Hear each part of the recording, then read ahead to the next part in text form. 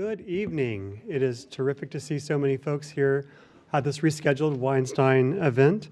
It's my great pleasure to welcome you here. This is our final Weinstein event of the year, and we are happy to see all of you here this evening. Tonight's program is made possible, of course, by the generosity of the Carole Weinstein Endowment for Virginia Authors at the Library of Virginia Foundation. The Carole Weinstein Author Series supports the literary arts by bringing both new and well-known authors to the Library of Virginia. The series focuses primarily on Virginia authors and Virginia subjects across all genres, but we are inclusive of nearby and related subjects and people. We're grateful for Carole and Marcus Weinstein and their support of the library over the years, and certainly in particular for the Carole Weinstein Endowment. We are saddened that they won't be able to be with us tonight, but hope to see them again at a Weinstein lecture very soon. If you would like to follow their example and support the library's work, please visit the table we have in the lobby after this event for more information, or you can always visit our website. And there will be a book signing in the lobby this evening. Professor Wilkinson will be signing copies of her book. And if you don't already have a copy, that's okay. We've got you covered. The Virginia Shop has a number of copies ready for purchase. And now, this evening, we are very pleased to be joined by the author and award-winning poet, Crystal Wilkinson, who will be discussing her latest book, Praisesong for Kitchen Ghosts, Stories and Recipes from 5 Generations of Black Country Cooks. A lyrical culinary journey that explores the legacy of Black Appalachians through the powerful storytelling alongside nearly 40 comforting recipes. Professor Wilkinson is a recent recipient of the Fellowship recipient of the Academy of American Poets, and is also the author of Perfect Black, a collection of poems, and 3 works of fiction, The Birds of Opulence, Water Street, and Blackberries, Blackberries. She was inducted into the Kentucky Writers Hall of Fame in 2025. Professor Wilkinson is a recipient of the NAACP Image Award for Outstanding Poetry, an O. Henry Prize, a USA Artist Fellowship, and the Ernest J. Gaines Prize for Literary Excellence. Named Kentucky's Poet Laureate from 2021 to 2023, she has received recognition from the Yaddo Foundation, Hedgebrook, the Vermont Studio for the Arts, the Hermitage Foundation, and more others than I can count. She currently teaches writing at the University of Kentucky, where she is the Bush Holbrook Professor in Creative Writing. So I'll let her have the stage now, so please join me in welcoming Professor Crystal Wilkinson to the Library of Virginia.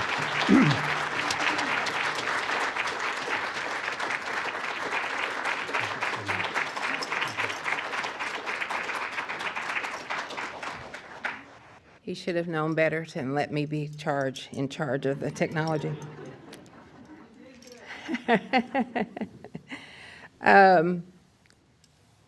Thank you, Mr. Clark. Thank you, Ann, Ashley, and all of the staff here at the Library of Virginia, and thanks to all of you all for coming out.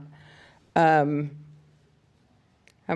be talking about it as we go along, but when he was saying, this is for Virginia authors, I could consider myself a Virginia author just by ancestry alone, which you'll hear some about as I go along. But one of the things that has struck me as I have toured all over the country with this book, I was worried that my Kentucky family wouldn't be of interest to other people, my Black Appalachian Kentucky family. And then I realized that all of us carry our kitchen ghosts with us.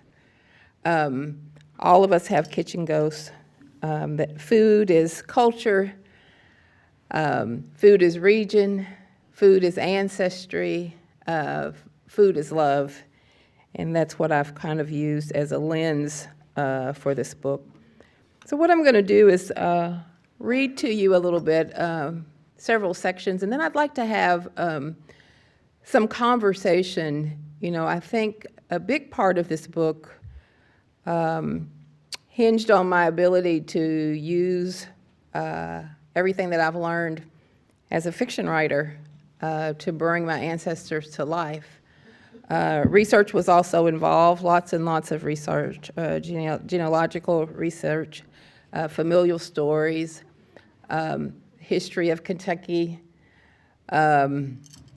etc. I also want to thank the Weinstein family before I get too far along for their generous donations with their foundation. And what you'll see are snippets from the book, and some of my kitchen ghosts. I always like to have them up there. They sort of have my back as we go along. People are always surprised that Black people reside in the hills of Appalachia. Those not surprised that we were there are surprised that we stayed. My family has lived in the region since the 1800s, and to disregard the Black mountain presence is to erase both the past and the present. Chroniclers of Appalachian history have sometimes ignored the existence of Black people in the Appalachian South because of the belief that the Scotch-Irish descendants who settled in the region were mostly poor and therefore couldn't afford slaves. But records show that early Appalachians did in fact own slaves, and beyond that, the African presence in Appalachia was documented as early as the 1500s, when enslaved Africans and free persons of color arrived in the region with Spanish and French explorers. Though mountain slavery wasn't like the large enforced labor camps of the Deep South, enslaved people worked on farms, in mines, logging, and in kitchens before and after manumissions, and the work was still often punitive. After the Civil War, many freed Black people became landowners and lived rural lifestyles similar to those of their white counterparts. Black Appalachians remain in the region to this day, with nearly 2 million Black residents contributing to the region's rich legacy of music, art, literature, and foodways. I always have to repeat that twice. Black Appalachians remain in the region to this day, with nearly 2 million Black residents contributing to the region's rich legacy of music, art, literature, and foodways. The invisibility of the Black presence in today's Appalachia is mostly due to the prolific misrepresentations of Appalachia as a whole.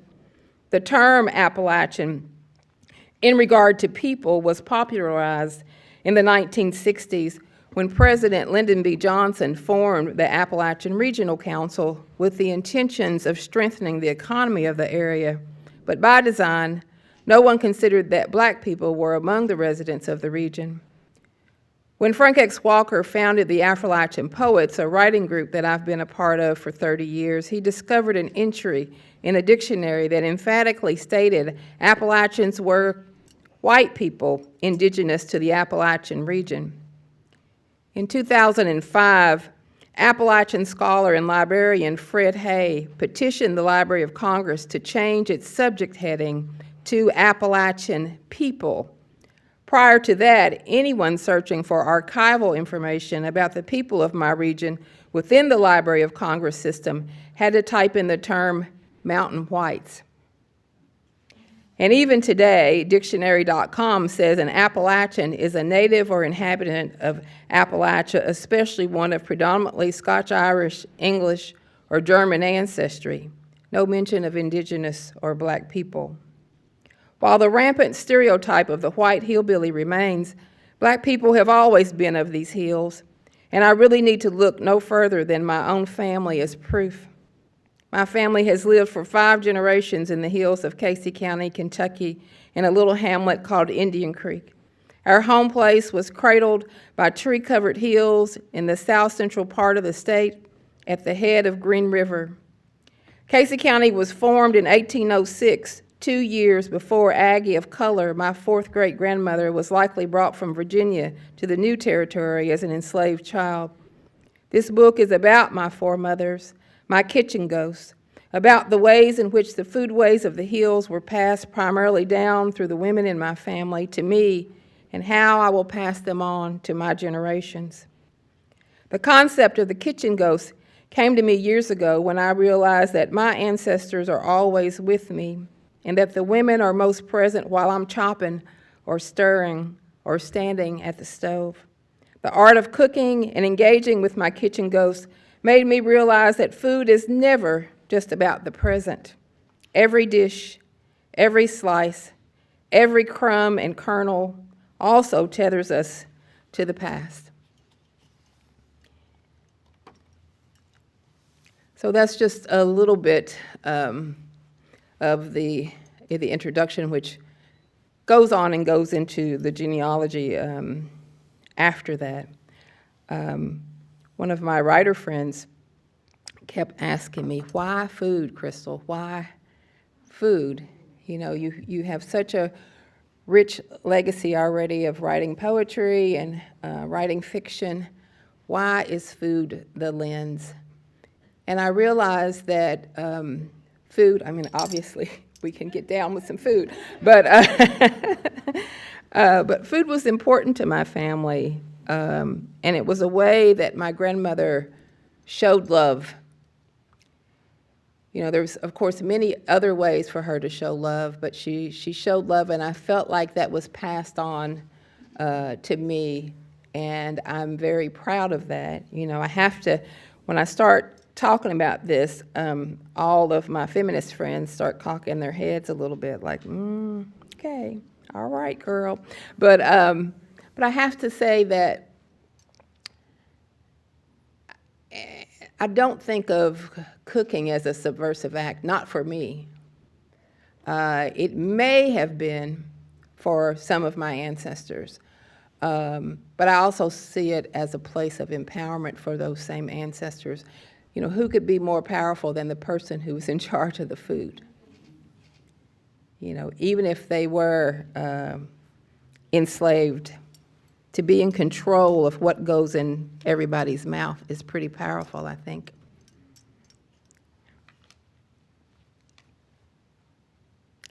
My grandmother, like many women from Appalachia, called the meal in the middle of the day dinner. This was y'all's test, dinner, yes. I remember chicken and dumplings, pot roast, or peas and pork chops. Sometimes there were brown beans, vegetable soup, or chili, fried corn, fresh from the garden. Sometimes she placed the salad in the middle of the table in a brown wooden bowl. There was always cornbread and rolls. There was always pie. Granny always set the table. My grandfather always led us in prayer. My grandmother fetched water from the well. She slopped hogs, canned vegetables, and stored them in the cellar, fed chickens, milked cows, shucked corn. But there were always 3 meals on the table, precise, orderly, delicious. Supper in my childhood was on the table by 6 in the evening. Lamb fries, frog legs, fried whiting or catfish, neck bones, fried chicken livers or gizzards, corn pudding, tall glasses of water pulled from the well or sweet iced tea, biscuits topped with rhubarb, butter, and sugar. After supper, we'd watch TV. Sometimes I ventured out to catch June bugs or lightning bugs in a mason jar. My grandfather nodded in the reclining chair. My grandmother quilted, sewed clothes for herself and me, but always had her eye on something in the oven. Bread, a pie for our preacher, or someone whose loved one had done crossed over. I read books, learned, waited. There was always something dead in the kitchen. On occasion, a squirrel or rabbit shot and skinned, a bucket of recently caught fish, a chicken with feathers who I had given a name. I remember an entire hog's head in a galvanized tub, its tongue sticking out. My grandparents hoisted the tub with the hog's head up on the stove. It covered all 4 burners. After it simmered nearly all day, my grandmother made another test, souse, hog's head cheese. She made souse. She let the meat cool down, called my grandfather in to pour the broth into a clean container, then dug in with both hands, separating the meat from the bone, removing bits of hard gristle until she had a large tub of torn bits of meat. She added black pepper, salt, and sage, called my grandfather back into the kitchen to taste until they both deemed the rich concoction perfect. My grandmother's souse was never spicy with red pepper or sour with vinegar like modern hoghead cheese I've tasted. I remember making a meal of it while it was warm. My grandmother placed the meat in loaf pans and then poured cups of the collagen-rich broth back over the meat and allowed it to chill overnight. The next morning, she battered and fried a few slices for breakfast, or we'd eat it as lunch meat with bread or crackers. Modern palates might call souse a form of aspic or pâté, but they'd be wrong, but perhaps close. My grandmother used a hand-cranked meat grinder to make relish from cucumbers, onions, green peppers, and spices. By nightfall, the hills, the knobs, the fields belonged to nature, but inside we were safe and warm and fed. I don't remember exactly when I started cooking, but there is a photograph of me as a girl standing at the stove with a splotch of grease on the front of my dress, holding a spatula. My hip cocked out, a grown-up look on my face. I've always felt a power larger than myself while cooking. I learned how to cook by saying nothing, watching how each ingredient was managed, but so much of the art of cooking lies in the belly. I gained knowledge about the spirit of the cooks who came before me, the rhythm in the way they sloshed the greens in the sink, removed a pot seconds before it burned, drew a knife close enough to the finger to hold the vegetable taut, but never cut themselves. A kind of electric excitement passed through me when I watched Granny cook. Even now, I don't know what to call it, but there was grace and poise in her kitchen dance. I still remember how my heart raced the first time I peeled potatoes with Granny's favorite paring knife without wasting the flesh. There were no instructions, but she warned me often of the dangers of waste. She'd tell me that I'd left enough food behind to feed another mouth. She never wasted anything. I watched her scrape a bowl of cake batter so clean that it looked as if she'd already doused it in the dishpan suds. She often told me that she came through the Great Depression. Something like that'll change a body, she said. Even with generations between us, I learned to mimic my grandmother's movements so well that I imagined that I had actually become her. I, too, even being of the generation of plenty, was aware of both the perils of waste and the dread of never having enough. By the time I was 14, I could cook like a grown woman. I'd mastered every challenge Mrs. Henson, our home economics teacher, had put before me. I had amassed a large cache of family recipes on index cards that nested in a blue metal box with yellow flowers. But more importantly, I'd fully gained my grandmother's trust in the kitchen. I helped her with our daily meals, with holiday meals, and helped her prepare food that we'd carry to the church for special occasions. In college, save an occasional fried chicken dinner cooked in our dorm room in an electric skillet, I didn't cook much unless I was homesick. Each time I returned to the creek, my grandmother greeted me with food. At school, I was anxious and timid, but when I settled back into my grandmother's kitchen and took up a cast iron skillet or roasting pan, I felt powerful and whole. I always felt as if I'd tapped into something much larger than myself. Years later, after my children were born, on trips home, my grandmother would help me settle my children, encourage me to climb into my childhood bed and rest while she cooked my favorite foods. I listened to the sounds of her rearranging pots and pans, smelled the aroma throughout the house. Sometimes during those visits, I ventured out to help her, and she invited me to sit and talk, but she wouldn't allow me to work during those healing times. Sometimes she said, "You're wearing yourself out," and shooed me away. And I returned to the bed. Rick James, Prince, and black light posters from my teen years still covered the walls. Sometimes from the bed, I heard my children laughing through an open window, drunk on the freedom of the home place and the sweets she'd made for them. Mashed potatoes floating in butter, green beans from the garden swimming in pork fat, fried chicken, a simple salad with iceberg lettuce, tomato, and French dressing, sweet Kool-Aid in a clear glass decorated with yellow lemons. After I ate the meal, my grandmother brought out my favorite desserts, rice pudding with perfect peaks of toasted meringue or blackberry cobbler with ice cream, a perfect meal for an exhausted single mother, a lost job, another failed relationship. When my children were young, I cooked large meals for them every night like my grandmother had done for me. oxtail and sauerkraut, a roasted hen, pancakes and homemade hot chocolate on weekends, chili made from the tomatoes my grandmother canned. When I was missing my grandmother, I made pot roast with potatoes and carrots. I fried corn. I hated stewed tomatoes, but I made them anyway because she did. Chopped steak with gravy or fried pork chops with new potatoes and shuck beans. For dessert, I made strawberry pie or hot milk cake. I worked in fast food. I went to graduate school. I cleaned offices at night. I worked as a news assistant at the local newspaper. I worked in public relations. I became a professor. I cooked everything from scratch in order to heal my family, in order to heal myself. My children were grown before I stopped cooking like that. I've spent my entire life striving to be a competent cook, to show my love and care through food.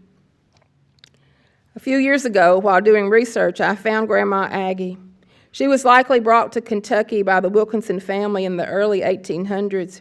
She had 10 children. He was a wealthy white enslaver son. They were married. As far as I know, Grandma Aggie remained with Grandpa Tarleton until he died. As a free black woman, she owned land in Casey County. Records documenting her existence vanished in 1850, shortly after Grandpa Tarleton died. But I imagine the rest of her life. I know I'll never know who her mother was or her mother's mother, but sometimes I dream about them. Sometimes I hear their voices. I envision Grandma Aggie over a large cast iron pot, first in her master's kitchen and finally in her own. She fed her 10 children, more than my grandmother's 7, more than my great-grandmother's 7, more than my 3, more than my mother's 1. Did she learn to cook from her mother? Another cook in the heat of the enslaver's kitchen? Cousin Deborah calls and I tell her about Aggie. Our people, she says, and I wait for her to say more. But we both understand that what she said is enough. Our people. We talk about the photographs that Cousin William posts on his Facebook page, meals he's learning to perfect in culinary school. We make ourselves hungry and laugh. We talk about each other's children, work, and the extended family.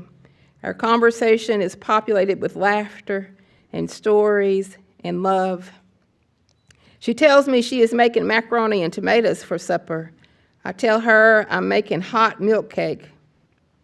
I don't think Granny made that, she says, almost as if she's playfully accusing me of something. I think it was Aunt Edith Patton who gave me the recipe. I say, you remember her? We talk about great Aunt Edith's hair, her walk, her round pink cheeks. I tell Deborah about the venison I ate at Aunt Edith's table once. I thought it was the best pot roast I'd ever eaten, I say. I never heard of hot milk cake, Deborah says. I marvel at its simplicity. It's so good, I say, and make a little sound in my throat that lets her know I mean good. Deborah doesn't say nothing.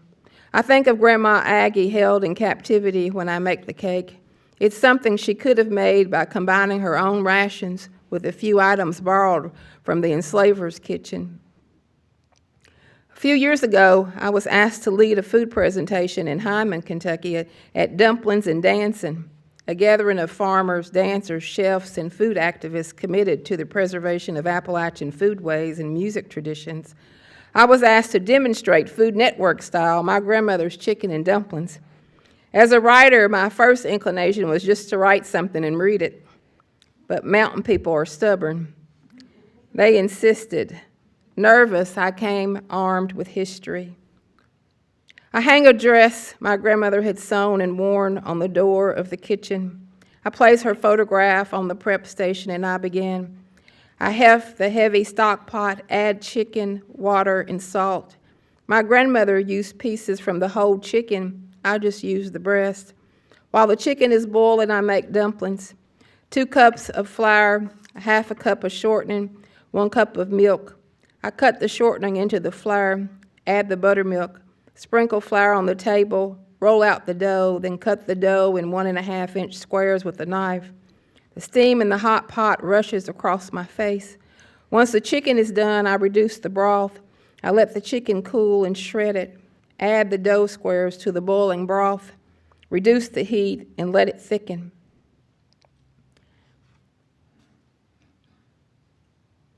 The pieces of tender meat float in the bowl with swirls of yellow fat and fluffy dumplings. I serve the dish with a pone of cornbread. I smile at my grandmother's photograph, see her as a kitchen ghost. I thank her for being there. My grandmother nursed my fevers, kissed my bruises, encouraged my dreams. She filled first her pots and then our bellies in the same way that her mother and grandmothers had for generations, through slavery, through manumission, through the Great Depression, through wars, through poverty, through segregation, through the civil rights movement, through racism. Women of this ilk always find a way.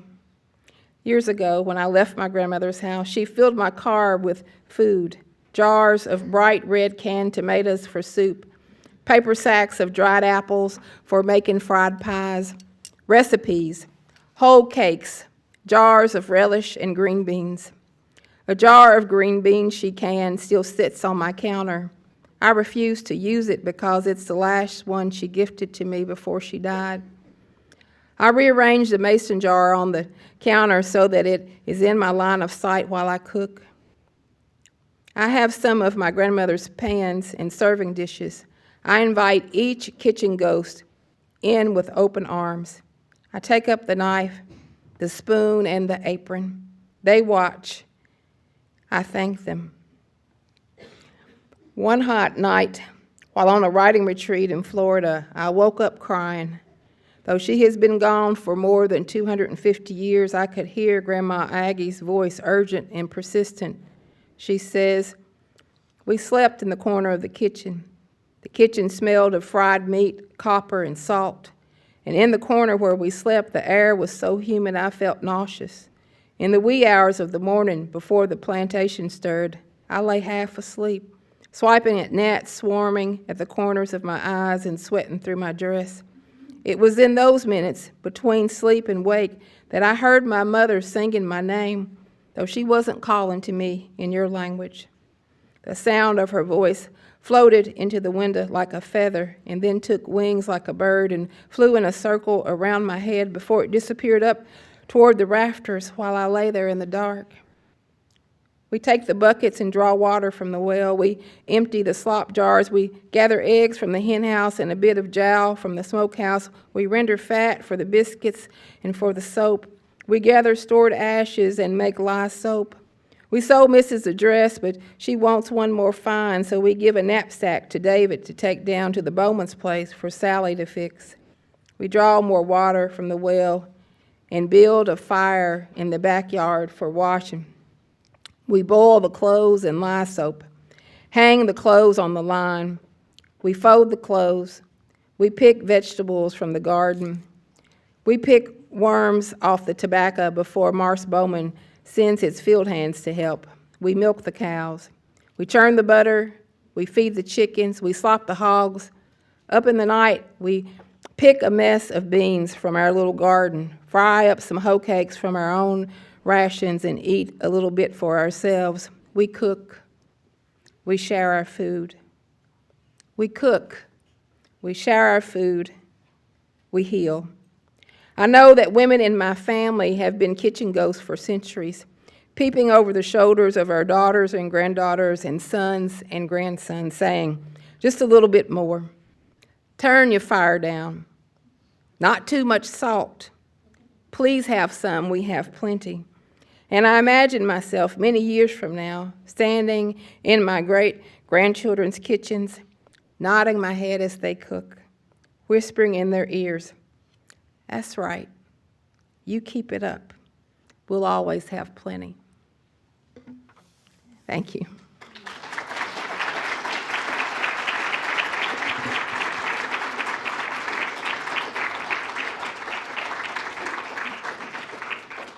So I thought we would stop here and maybe have some questions, and then I have like one other little piece that I'll read if we have time.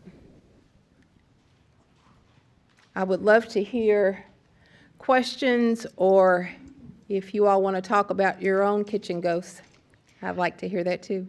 I just wanted to ask a question. I know with my grandmother, she didn't use recipes. She definitely just, knew how to do this. And then my mom became a home ec teacher and was following her around trying to, measure that quick before she put it in the pot to try to document it. And I think for me, I didn't grow up, with an eye for, that's the right amount of this or that. How did you, kind of learn some of those things? Was it really just, is it still by eye, or is there a recipe? Well, I think I'm the griot of the family, right? So I think that I was the story keeper. So one of the things that I did early on, and I think it started in Miss Henson's class, that was our assignment to have that little recipe box, and we were supposed to fill it up with X amount, I don't know how many recipes. And so some recipes I had, my grandmother had stacks and stacks of recipes. Some I just took from places, but I wanted her recipes. And so I did exactly what your mother did. I followed her around, and I would not interrupt her because we could not have that, but I would try to guess, or I would come back behind her and measure, and that sort of thing. And so, when I wrote this book, my uncle and my son were really upset because they were like, my uncle said, you're giving Mama's recipes away. And I said, well, Uncle Sherman, regarding this jam cake, anybody in Tennessee, Virginia, Kentucky, West Virginia, and parts of Ohio, and probably other places, have a jam cake recipe. This is an amalgam of Granny's recipe and the way that I do it. I don't think there's any secret to this. Either you can make caramel icing or you can't. It's just... And so I had all these things written down, and there were some snafus, when one of the things that they do is when you write a food book, I didn't know these things, they hire a recipe tester. So Bonnie Benwick, who had been a food writer for the Washington Post for many, many years, was my recipe tester, and she didn't know any of these recipes. So she would call me, or she would send me an email, and she would say, well, I don't know how to say this, but, she would say things like, is the chicken and dumplings supposed to be this white? And I'd say, yes. Or she'd tell me she would get her neighbor to taste things, and when she was making one of the cakes, the caramel cake, I think, she said, Crystal, I can't, is this cake really supposed to be cooked on 500? This just will not work in my oven. And then I remember that Granny's oven was broke. So, so yes, it was 500 on her oven in 1975, but probably not that. So she helped me straighten some of those things out so that the recipes were cookable to other people. And I've had lots of chefs do these recipes, and they're always worried about getting things exact, and I'm just like, just go ahead, and then they're really frustrated because they have all this training and they can't make a dumpling. I'm like, what are you doing? It's not a noodle. Your broth is really good. They do these really great French sauces and, do all the proper techniques and get the sauce just perfect, but then I'm like, what happened to the dumpling? It's become pasta. We don't want that. I was going to ask you what your favorite recipe is and why. Is it a flavor thing or a story thing? I think right now it changes. So I have two favorite recipes in the book. So jam cake, it's almost time to make one. I'm getting really excited. Jam cake is one of them. And not so much because what it is, I didn't really like it growing up. It was too sweet for me. But I like it now, and I need one piece. I just need one piece every year. But it's the story behind it. My grandmother made her own jam from the blackberries that we picked. She made her own peach preserves that goes in it from the peaches that she'd canned, and so that's really important to me. And the other one is the chicken and dumplings. And chicken and dumplings, because it's good, I could, my husband wants me to make it every day, and I'm like, no, I'm not making it every day.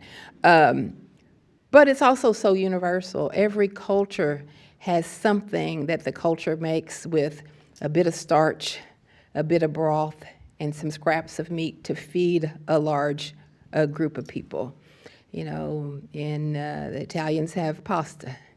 In Africa, you have fufu, and you have all the other things in just about every culture. Matzo balls, like you've got, all cultures have something where they can feed a lot of people well. It's always good. Hi, how you doing? Hi. I'm Janai, and I wanted to say thank you for writing this book. I, too, lost both my grandmother and my grandfather earlier this year, both of whom are from Kentucky. And this book, yay! This book was very healing and therapeutic. And before my grandmother passed, she also mentioned she would talk about a jam cake that her mother used to make for her. And so you also opened up a little bit about the first holiday after your grandmother's passing. And so I'm just, going into this holiday season without both of my grandparents this year and feeling a lot of feels, a lot of emotion behind it. And I'm just wanted to hear a little bit about your family and how you guys are gathering this either, post your grandmother's passing and kind of what that journey was like, since you did share about it in the book. Yeah. Well, it was very hard. It still is. I still do what I did at that cooking demonstration, and I do what I did that very first time that I had to cook the harvest meal without my grandmother. I hang her dress up.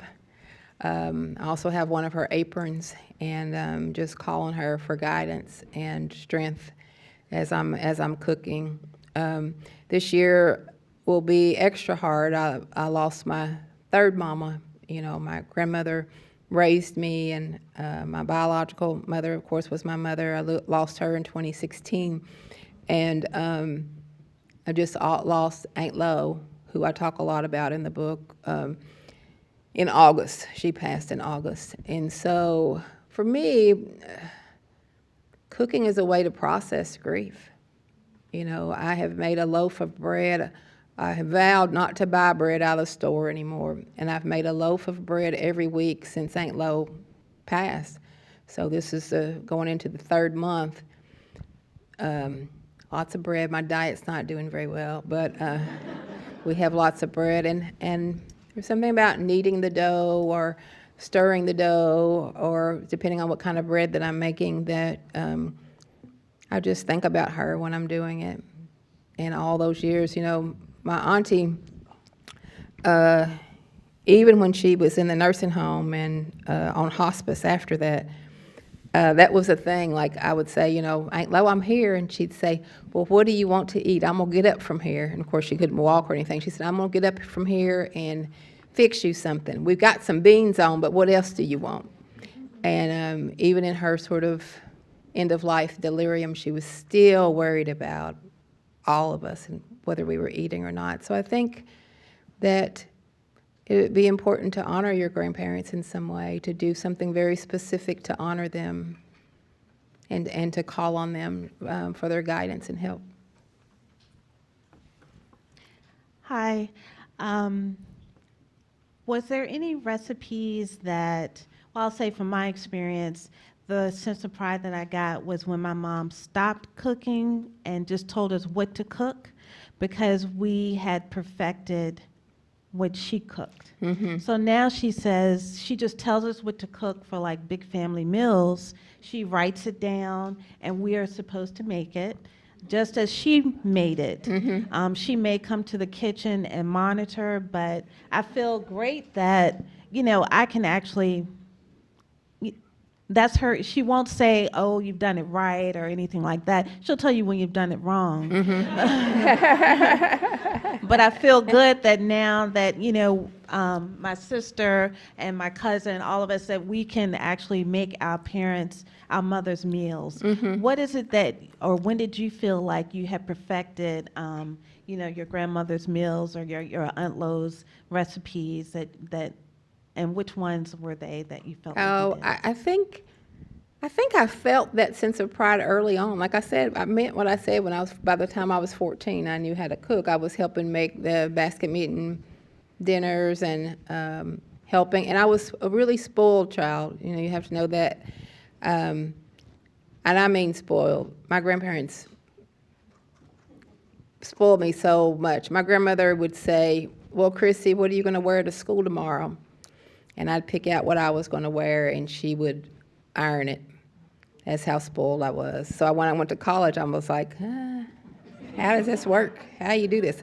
I can cook, but I don't know how to do any of this other stuff. So I gravitated toward cooking because that's what I enjoyed. I really enjoyed cooking, and she allowed that. So there's lots of meals, but I think the very first one was probably biscuits. And so the recipe that's in the book is really my biscuit. It's an amalgam. It's like Granny's biscuit recipe and mine together, sort of tested by my family. Which one do you all love the most? And that's what ends up in the book, the Praisesong biscuits. But there's a lot of recipes that I feel proud about. And then some that, you know, even after all these years, I was so disappointed last Christmas because my jam cake didn't turn out right.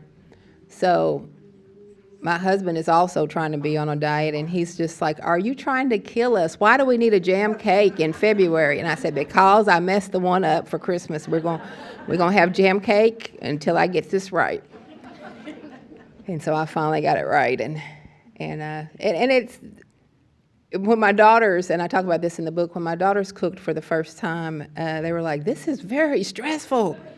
What if you burn? This is it. Like, what if I burn something? And I'm like, well, yeah, that's part of it. Like, you've got to learn the kitchen dance of it all and get it down.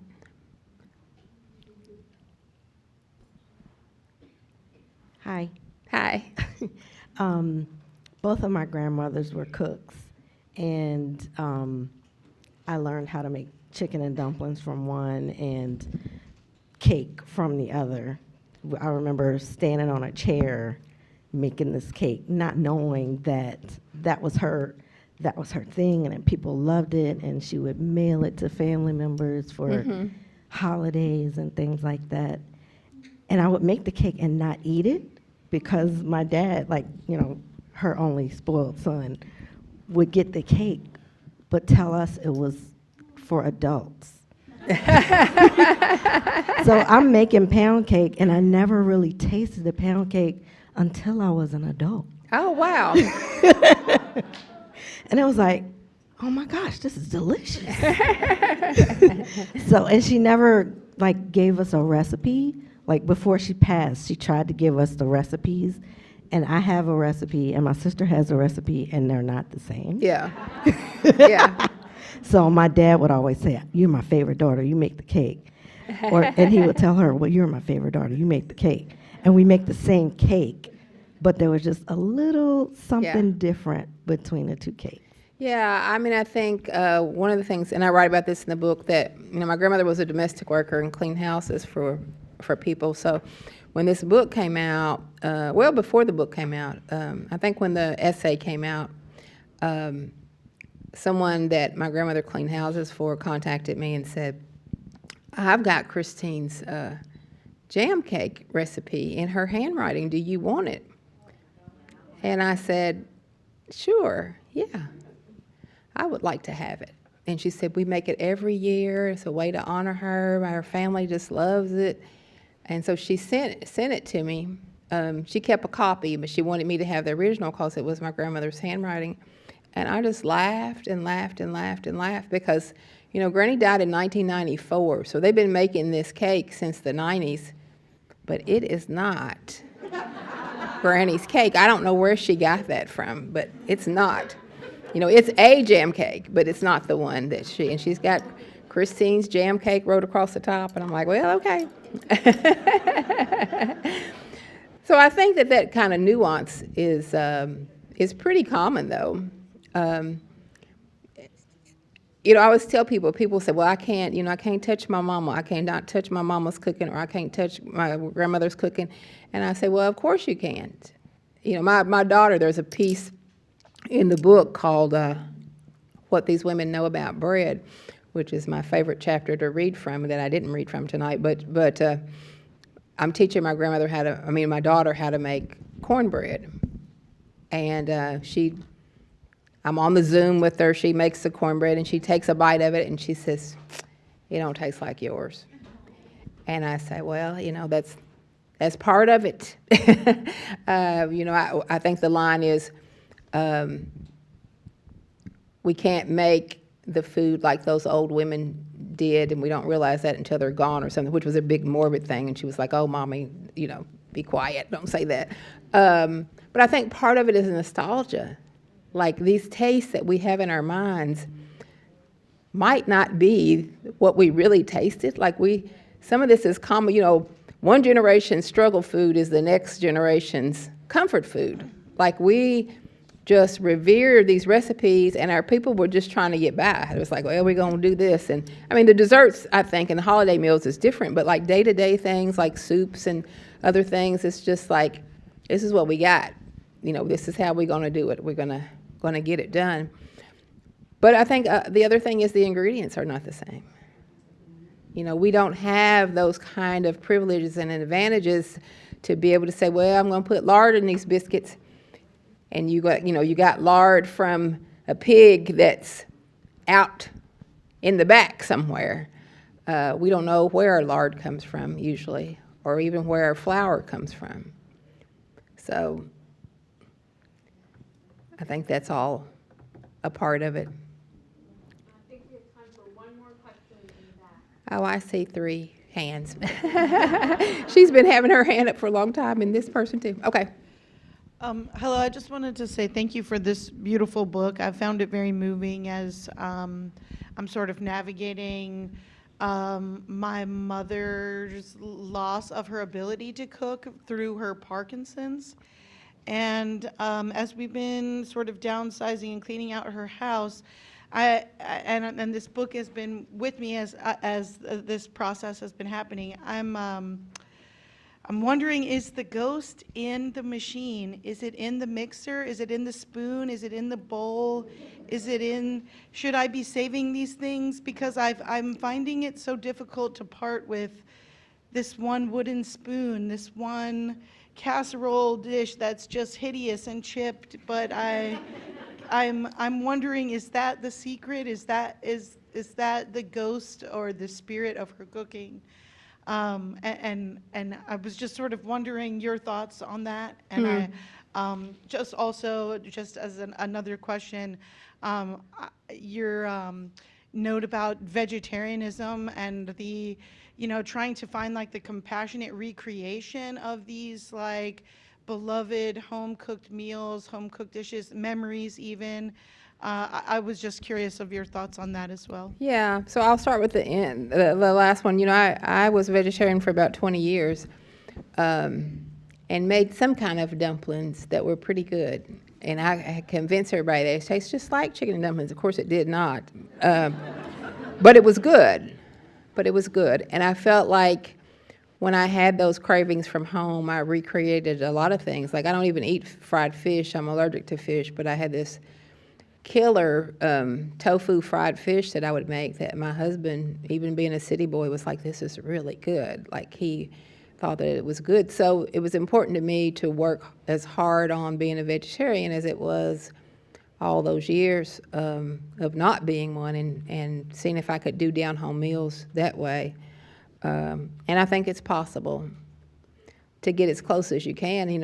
If you really want your vegetarian dish to taste like meat, then you just need to eat meat, is what I say.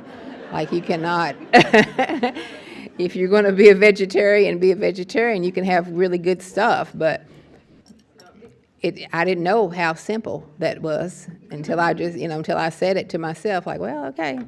And your other question, I believe that the spirit is the person, but I also believe that, like when I make rolls, I got my grandmother's yellow bowl, her yellow Tupperware ceramic bowl. Anybody from that time period knows what that bowl looks like. Every family had one. I can't make the dinner rolls, the yeast rolls, unless I have that bowl. I can make them, but they don't turn out as well unless I use that bowl. So I think there's something to that, and it's, it's part spirit and it's part what it is. The ceramic holds heat, so I think the rolls rise. If I look at the chemistry of it, there's something to the chemistry of it too. But I say, glad my husband's not with me. He would say no, because I'm a hoarder of those things, of nostalgia. I say save as many as you comfortably can, because 10 years from now, you will regret that you threw them away or you donated them to Goodwill or whatever you have in mind to do with them. Mm-hmm.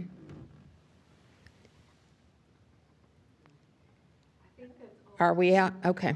I'm happy to answer questions as we're in the books signing line if I didn't get a chance. And thank you all so much. Thank you.